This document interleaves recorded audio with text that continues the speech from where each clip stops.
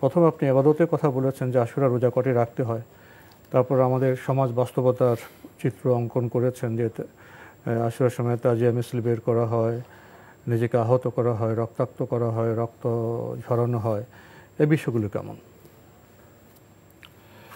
ধন্যবাদ। এই বাইকে প্রথম প্রশ্ন হচ্ছে আশুরা রোজা কটি রাখতে হয়। আশুরার জন্য সিয়াম পালন করা সুন্নাহ, আর এটি দুইটি রাখা উত্তম, 9 এবং 10, এই দুদিন রাখা হচ্ছে উত্তম। সুতরাং কেউ যদি আশুরার সিয়াম পালন করেন তিনি 9 এবং 10 সিয়াম পালন করবেন।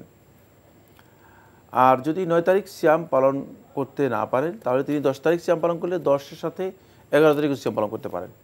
তো জোহরের সময় আপনি সুন্নত পড়তে পারেন না, এতে কি কোনো ক্ষতি হবে? ফরজ পড়েন কিন্তু সুন্নত পড়তে পারেন না। ধন্যবাদ। এই বাইকে তিনি বলছেন যে কোনো ক্ষতি হবে না। ক্ষতি কী হবে? ক্ষতি সমস্যা এগুলো হবে না, কিন্তু অবশ্যই ফজিলত থেকে বঞ্চিত হবেন, সব থেকে সব থেকে বঞ্চিত হবেন। আর সব থেকে বঞ্চিত হওয়া এটা কি ক্ষতি নয়? এটা এক প্রকারের ক্ষতি, কোনো সন্দেহ নেই। এই জন্য যদি সুযোগ থাকে, আর আপনি আপনার অবশ্য কারণ উল্লেখ করে দিয়েছেন, আপনি আপনার ব্যস্ততা অথবা আপনার কাজের উল্লেখ করে দিয়েছেন, সুতরাং আপনি ফরজ পড়লেই আপনার জন্য আদায় হয়ে যাবে, হুকুম আদায় হয়ে যাবে, আল্লাহর পক্ষ থেকে যেটা ফরজ করছেন সেটা আদায় হয়ে যাবে, কোনো সন্দেহ নেই।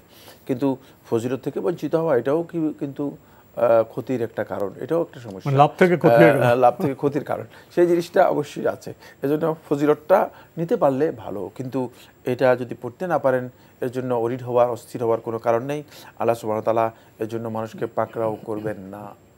চেষ্টা করবেন সুন্নত পড়তে, না পড়লে গুনাহ হবে না, গুনাহ হবে না। জি, আমরা খুবই গুরুত্বপূর্ণ বিষয়ে অবগত হলাম। প্রিয় দর্শক, নতুন প্রশ্নে যাচ্ছি। আসসালামু আলাইকুম, পরিচয় দিয়ে প্রশ্ন করুন। ওয়ালাইকুম আসসালাম রাহমাতুল্লাহি ওয়া বারাকাতুহু।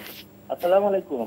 ওয়ালাইকুম আসসালাম ওয়া রাহমাতুল্লাহ। হুজুর, জি, আমি বলতেছি মোহাম্মদ ইকরামুল হক। জি, বামনডাঙ্গা গাইবান্ধা থেকে করতেছিলাম। গাইবান্ধা। জি, বলুন। হুজুর, আপনারা ভালো আছেন না? আলহামদুলিল্লাহ। আমার প্রশ্ন হচ্ছে, হ্যাঁ, এই আশুরার রোজা কয়টা থাকতে হয়? এবং এই যে অনেকে তাজিয়া মিছিল করে, রক্ত বের করে, এটা ইসলাম কতটা সম্মত করে? আপনি দ্বিতীয় পর্যায়ে কি বলুন, তাজিয়ার কথা? তাজিয়া মিছিল করে অনেকে, এবং রক্ত ঝরায়, রক্ত। আচ্ছা, রক্ত। আর কোনো প্রশ্ন আছে? ধন্যবাদ আপনাকে। সামনে তো আশুরা, আপনি খুবই প্রাসঙ্গিক বিষয়ে প্রশ্ন করেছেন। প্রথম আপনি ইবাদতের কথা বলেছেন যে আশুরা রোজা কটি রাখতে হয়, তারপর আমাদের সমাজ বাস্তবতার চিত্র অঙ্কন করেছেন যে আশুরার সময় তাজিয়া মিছিল বের করা হয়, নিজেকে আহত করা হয়, রক্তাক্ত করা হয়, রক্ত ঝরানো হয়, এই বিষয়গুলো কেমন? ধন্যবাদ। এই বাইকে প্রথম প্রশ্ন হচ্ছে আশুরা রোজা কটি রাখতে হয়। আশুরার জন্য সিয়াম পালন করা সুন্নাহ, আর এটি দুইটি রাখা উত্তম, 9 এবং 10, এই দুদিন রাখা হচ্ছে উত্তম। সুতরাং কেউ যদি আশুরার সিয়াম পালন করেন তিনি 9 এবং 10 সিয়াম পালন করবেন। আর যদি 9 তারিখ সিয়াম পালন করতে না পারেন তাহলে তিনি 10 তারিখ সিয়াম পালন করলে 10-এর সাথে 11 তারিখ সিয়াম পালন করতে পারেন। দুইটিকে করার জন্য 10-এর সাথে 11ও করতে পারেন।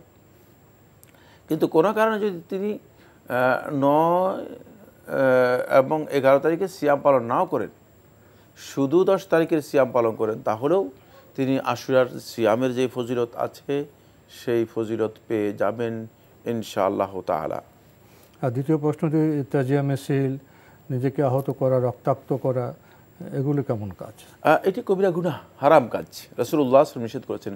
আব্দুল্লাহ ইবনে মাসউদ রাদিয়াল্লাহু আনহু বর্ণিত সহিহ বুখারী হাদিসের মধ্যে এসেছে, লাইসা মিন্না, আমার দলভুক্ত নয়, মান লাতামা আল খুদুদ, যে গালে অথবা মুখে এগুলোতে যে থাপ্পড় মারলো, তারপরে ওয়াশাক্কাল জুয়ুব, বক্ষ বিদীর্ণ করলো, ওয়াদাহা বিদাওয়াল জাহিলিয়া, এবং জাহিলি যে সমস্ত আহ্বান আছে, যে আসো কান্নাকাটি করি, আসো বসে বিলাপ করি, আসো শোক প্রকাশ করি, ইত্যাদি ইত্যাদি, এগুলো করলেও সে লাইসা মিন্না, সে আমার দলভুক্ত হতে পারবে না। ফলে জুমহুর আহলুল ইলম বলেছেন যে এই কাজটি শুধু কবিরা গুনাহ নয়, বরং এটি ভয়ঙ্কর কবিরা গুনাহ। কেউ কেউ বলেছেন এটি কুফরি পর্যায়ের কাজ। সুতরাং এই যে তাজিয়া মিছিল করা অথবা নিজেকে রক্তাক্ত করা, অস্ত্র দিয়ে অথবা ছুরি দিয়ে নিজেকে ক্ষতবিক্ষত করা, অথবা কাপড় ছিঁড়ে ফেলা, মানে শোক প্রকাশ করার জন্য মাতম করা। বুকে বিভিন্নভাবে এটাকে আঘাত করা, হাত দিয়ে আঘাত করা, মানে এই সব কিছুই মাতম করা, এগুলো সবই কঠিন হারাম এবং ইসলামে নিষিদ্ধ বিষয়, কোনো সন্দেহ নেই। যারা করছেন তারা আসলে পথভ্রষ্ট, বিভ্রান্ত।